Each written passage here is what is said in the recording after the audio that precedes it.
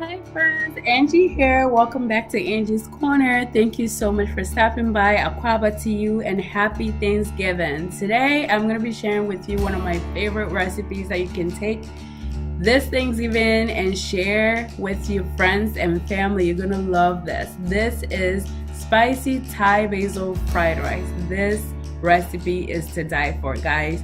Go ahead and pause the video and write down all the ingredients for this recipe.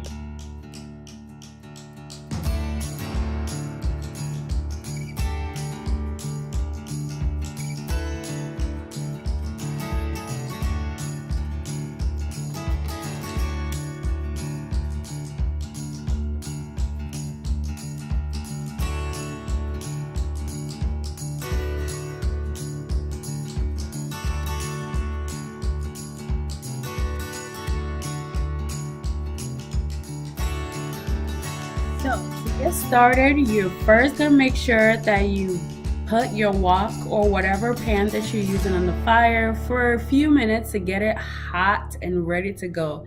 Keep the heat on hot, guys. We are not playing here. We don't want medium or low. Keep it on hot. Go ahead and coat that pan with your favorite vegetable oil except for olive oil. I love olive oil, but not for fried rice, guys. It's too heavy and it's gonna change the taste of it. Go ahead and coat it with your favorite vegetable oil, and then follow that with the chopped up onion and your diced garlic. Make sure, like I said, keep the fire on high while you go ahead and stir the onion around for about a minute or so. The point here is to dehydrate the onions as quick as possible. That's why we're keeping the fire hot. Making fried rice doesn't take that long. The process is fast, but you just have to be, it's a lot of work. You have to be stirring things a lot to achieve that awesome fried rice taste that you get from the restaurant. So here we're just moving the onion around till we completely dehydrate it and achieve that caramelized look to it.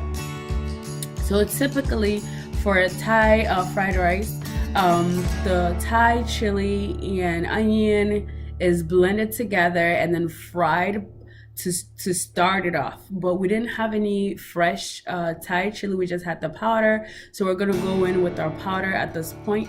I started off with a tablespoon of Thai chili powder. That was more than enough, but I don't know why I went back and added more. But guys, if you're somebody that can't handle spicy, please stick to like a teaspoon or half a teaspoon, because this stuff is very spicy. But if you can handle spicy and you love your spicy food, go ahead and do like 2 tablespoons, or I don't know, have fun with it. But be careful, because too much spice is not good for your system either. So here, like you see, I added another tablespoon, and I'm just going ahead and stirring things around because I do not want to burn anything. However, I want to keep that wok very hot. So here I'm going in with the red and green pepper, as well as some celery. This recipe does not call for celery. However, I had some in my fridge, so I just decided to add some chopped thinly sliced celery to this mixture because I love celery so much. So again, you're gonna go ahead and move things around, keep stirring. The point is to absorb all that fluid, all that liquid in there. Make sure that your vegetables are dry after you dry it up, after you cut it up, before you start this process, because you don't want to like boil the vegetables. You just want to quickly like roast it.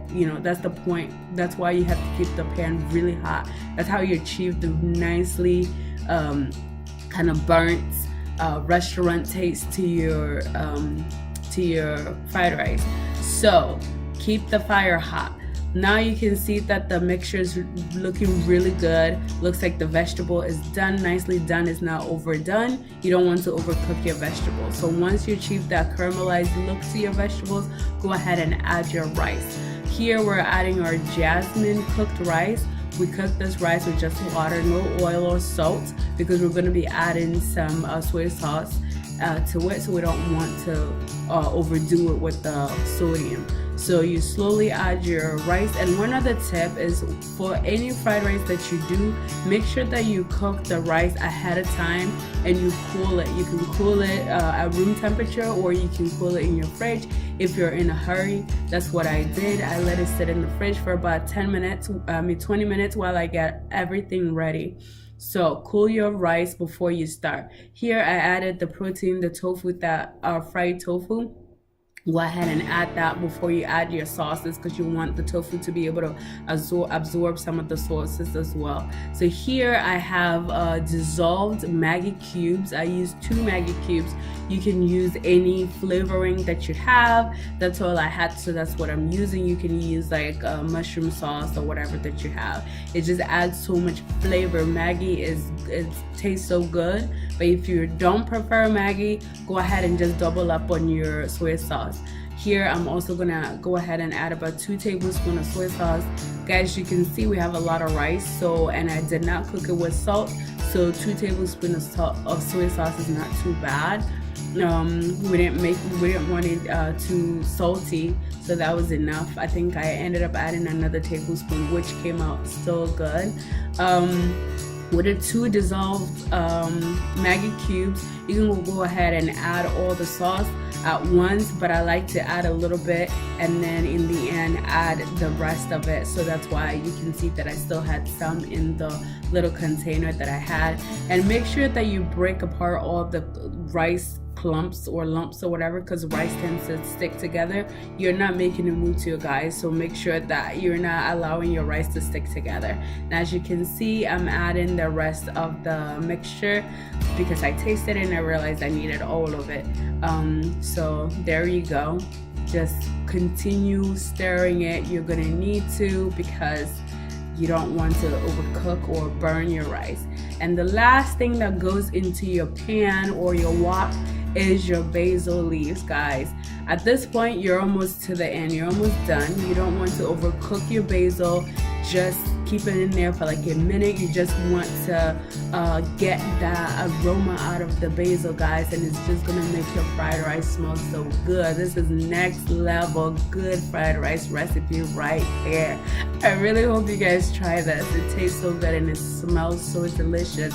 Basil is one of my favorite spices, so go ahead and add as much or as little as you want. So basically that's it. You're done with this recipe. You're just gonna keep it on for about a minute while you stir, turn up the heat, and that's it, guys. Look at how delicious it's looking right now. I really hope you give this a try and let me know your thought. Thank you very much for staying with me till the end. Enjoy. Until next time. Bye.